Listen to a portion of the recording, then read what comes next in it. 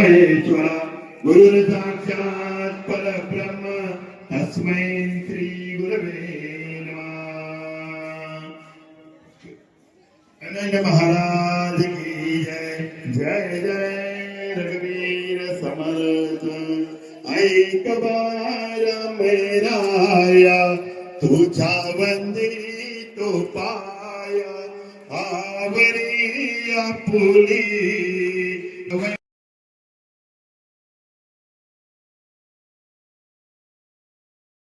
समर्पयामि करोत्वार्थनानि चन्दनं समर्पयामि उपान्तरदीपं दर्शयामि नैवेद्यं निवेदिताः वक्रतुण्डमहाकाय सूर्यकोटि समप्रभ निर्विघ्नं कुरु मे देव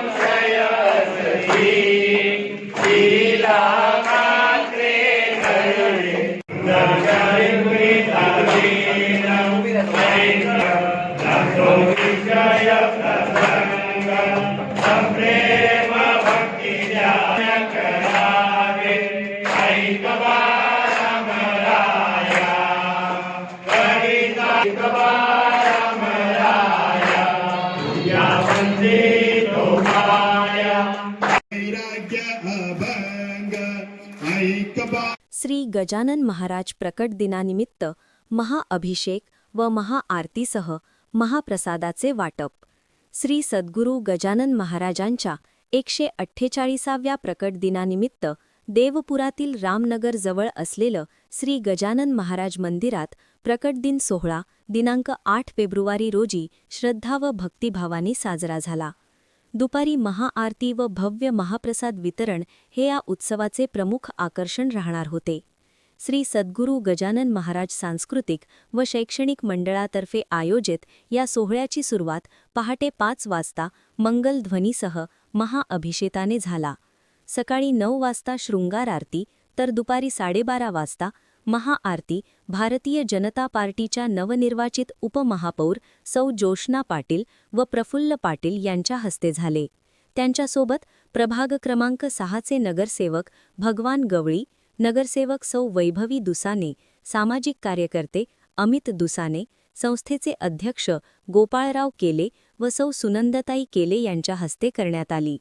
तर महाप्रसादाचे वाटप ग्रामीणचे माजी आमदार कुणाल पाटील, नगरसेवक कमलेश देवरे यांच्या हस्ते झाले। तसेच महाप्रसादाचे नियोजन मोठ्या प्रमाणावर करण्यात आले असून त्यामध्ये 3 क्विंटल साखरेची बुंदी, 12 क्विंटल बाजरीच्या भाकरी, 6 क्विंटल तांदळाचा मसाले भात, 3 क्विंटल पिठाचे पिठले व 2 क्विंटल मिरचीचा ठेचा यांचा समावेश आहे। महाप्रसाद दुपारी 12:30 भाविकांच्या आगमनापर्यंत उपलब्ध राहणार आहे। प्रकट दिनाच्या दिवशी विविध भजनी मंडळांचे भजन कार्यक्रमही झाले।